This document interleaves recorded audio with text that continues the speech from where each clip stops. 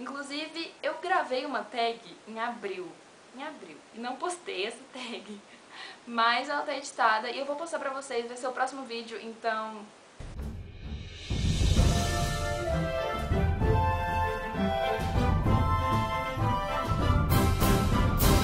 Oi gente, hoje eu vou responder a tag doenças literárias que eu vi no canal da Gil Fernandes, foi ela que traduziu, me parece. A primeira doença literária é a diabetes, e aí você tem que falar um livro que você achou muito doce. A Culpa das Estrelas, do John Green, eu tive a impressão de que eu não leio muitas coisas romantiquinhas e bonitinhas, por isso que coisas do tipo sempre me remetem a Culpa das Estrelas. Tem uma personagem que tem câncer, que é a Razel. Primeiro, essa ideia de mostrar coisas boas e todo o outro lado, não ficar só centrado na doença dela, já é uma coisa muito doce de se pensar. E ela com o Augustus são lindos e fofos e doces, então fica essa minha primeira resposta.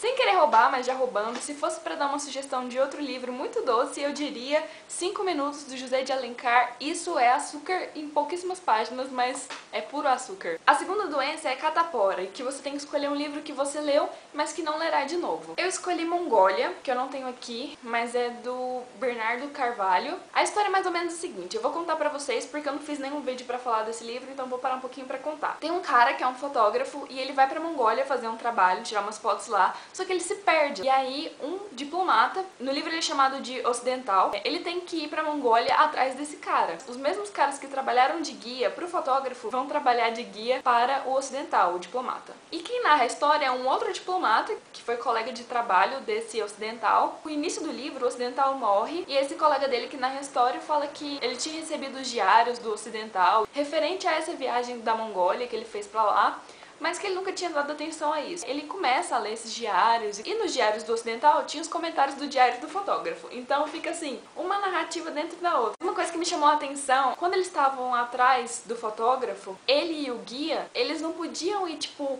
pegar uma rua reta assim e falar, não, ele passou por aqui, então também vamos passar por aqui porque uma hora a gente vai achar pelo menos notícia do fotógrafo. Era assim que o ocidental pensava. E aí o que o guia tenta explicar pra ele é que não funcionava desse jeito. Que lá na Mongólia, como eles são nômades, é como se o espaço, quem faz o local e quem faz o espaço são as pessoas e não o espaço físico em si. Então, não adianta eles pegarem exatamente a mesma trilha, porque a trilha de verdade são as pessoas. Então, eles tinham que ir pelas pessoas que ele tinha passado, mesmo que eles tivessem que ir na frente, depois voltar para outra pessoa, depois não era andar em linha reta buscando um fim, como o pensamento ocidental mostra que é o lógico. A lógica lá é diferente. Essa é uma experiência legal que eu achei do livro, você perceber que o pensamento, a forma de pensar também muda de acordo com as sociedades. Tem muitas curiosidades e muita descrição das coisas na Mongólia, porque o autor, ele ficou um tempo na Mongólia. A terceira doença, que na verdade não é uma doença, é ciclo menstrual.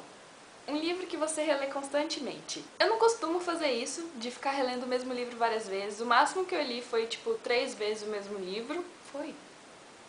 Foi Dom Casmurro, porque todos os 3 anos que eu prestei vestibular na FUVEST eu li Dom Casmurro. Eu prefiro como resposta a seguinte, que com livro de poesia acontece isso mais. É um pouco cíclico, sabe? Porque às vezes você tá numa vibe assim, e você vai lá naquele livro que você já sabe que você vai encontrar mais ou menos alguma coisa que vai te aliviar ou que você vai se identificar. E aí nesse sentido eu queria mostrar pra vocês 3 livros que eu costumo fazer isso: A Lápide Gótica de um Amor Impossível, Urbano, e Fragmentos de Luz, do autor Luiz Fafal, também conhecido como Meu Pai.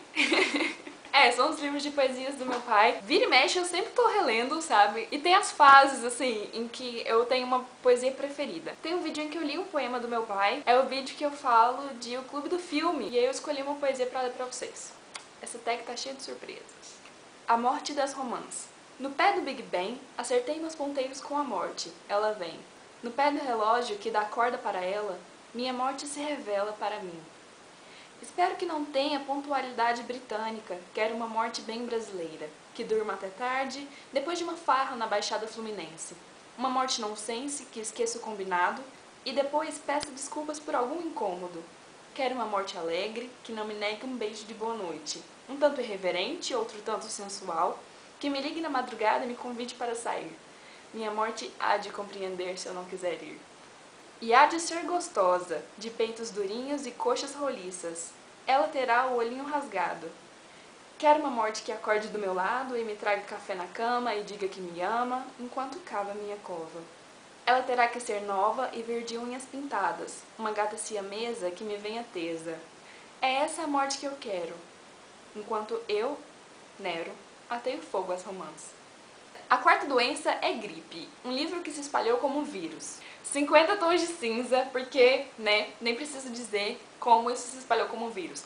Em uma semana, 2 professores meus comentaram sobre esse livro em sala de aula. Inclusive foi quando eu vi o melhor comentário sobre 50 tons de cinza. Sempre me perguntam se eu já li 50 tons de cinza. Não, eu não li, eu prefiro fazer.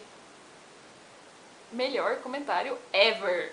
A quinta doença é asma, um livro que tirou o fôlego. O Símbolo Perdido, do Dan Brown, eu também já comentei sobre esse livro num vídeo, mas é aquela coisa de Robert Langdon, né? Aquela correria doida atrás pra descobrir as coisas que estão acontecendo, então é de tirar o fôlego. A sexta doença é insônia, um livro que te tirou o sono. Eu não tenho o livro aqui e já tem um tempo que eu li, foi Ramsés II, do Christian Jacques. É um autor francês, eu não sei porquê, eu sempre tento falar com uma pronúncia assim, francês, mas eu não consigo. Eu já tava na metade do livro e tal, e eu comecei a ler o livro, era mais ou menos meia-noite, e eu parei de ler o livro quando o livro chegou ao final, e era 6 horas da manhã.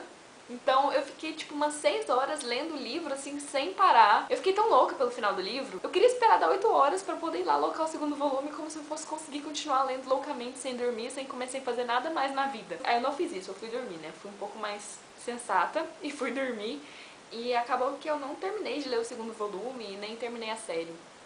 Mas foi um livro muito bom. É sobre o faraó Ramsés II. Eu não lembro de muita coisa, mas é isso. Aí a próxima doença tem a ver com isso, que é Amnésia, um livro que você não se lembra muito bem. Se dependesse só do livro, eu não ia lembrar de muitos detalhes e muitas coisas, porque tem muita coisa e tem muito tempo que eu li, que é Senhor dos Anéis, A Sociedade do Anel, do Tolkien. Eu li esse livro quando eu tinha uns 13 anos, 13, 14 anos. Tem 2 coisas que eu sempre lembro quando eu penso em Senhor dos Anéis e A Sociedade do Anel. E aí eu quero ler pra ver se realmente essas coisas existem. Uma é uma cena em que ele descreve uma folha que tá caindo e aí ele fala do movimento da folha. É o meu exemplo de sempre pra falar o quão descritivo é o Tolkien. A outra coisa é um animal de carga, não sei se é um burro, sei lá o que é, que eu acho que é o Frodo, não sei, mas algum outro hobbit. Eles vão numa cidade e aí eles arranjam esse animal de carga.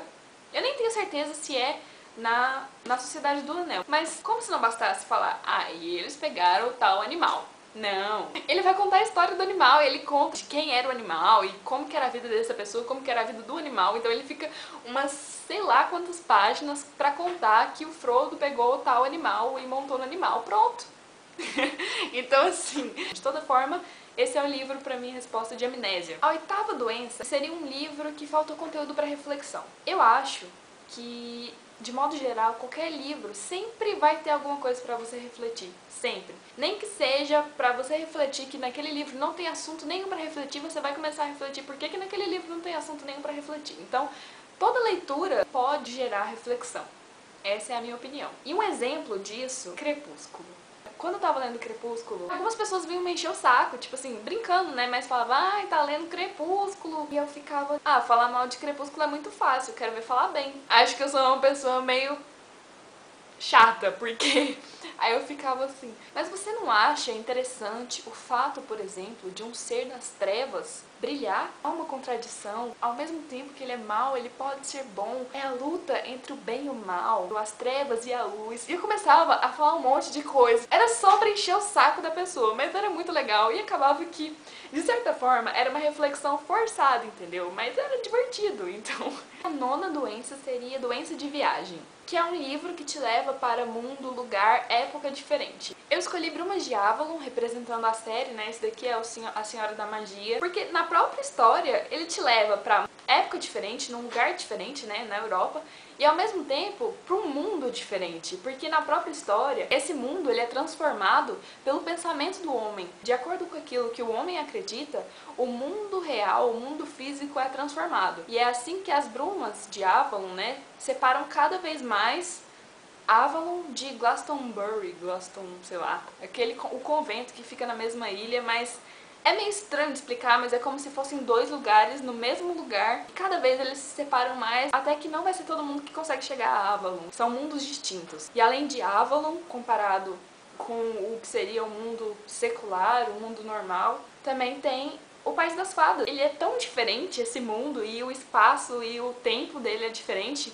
que quando a Morgana vai pra ela só passou um dia, mas quando ela sai, se passaram anos. E aí uma coisa que eu acho incrível em Brumas de Avalon e na literatura de modo geral é que, mesmo se tratando de uma época diferente, um mundo diferente, um local diferente, ainda assim é possível trazer coisas do livro pro momento que eu tô vivendo ou pro momento atual. Então prestem atenção nesse trecho, é no final da Senhora da Magia, e o Arthur tá recebendo a sua espada, a famosa Excalibur. Ele tem que fazer o juramento e tal, e ele tá em dúvida se deve jurar ou não, porque Avalon, né, paganismo, sendo que ele seria um rei cristão e tal. E aí o Merlin fala: "Meu senhor e rei", respondeu Merlin, "sois ainda jovem para este governo, e talvez vossos padres e bispos pretendessem controlar a consciência até mesmo de um rei. Mas eu não sou padre, sou druida. E digo apenas que a sabedoria e a verdade não são propriedade de nenhum padre. Pergunte à vossa própria consciência, Arthur, se seria errado jurar tratar com justiça todos os homens e qualquer que seja o Deus que adorem, em lugar de jurar fidelidade a um Deus apenas." Arthur disse com tranquilidade: "Então eu juro", e leva a espada. Então é isso, em tempos de Feliciano e Silas Malafaia, a literatura continua trazendo coisas de onde a gente menos espera pra nossa vida, pro nosso cotidiano. Se você for novo por aqui, se inscreva no Literalmente Vlogando, que assim você vai receber meus vídeos futuros na sua página do YouTube. E se gostou do vídeo, dê aquele gostei e a gente conversa pelos comentários. Tchau, até o próximo vídeo!